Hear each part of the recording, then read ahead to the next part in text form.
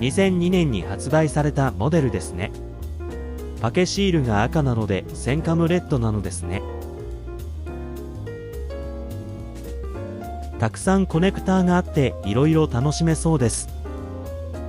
アルミボディが武骨でかっこいい。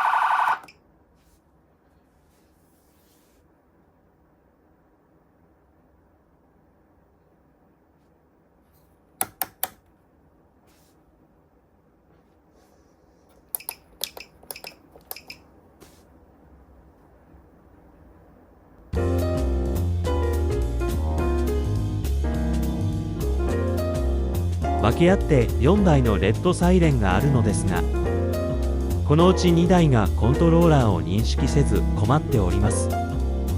ホエー連社のソフトウェアは Win98 と XP しか対応していないのでどうしたものかな。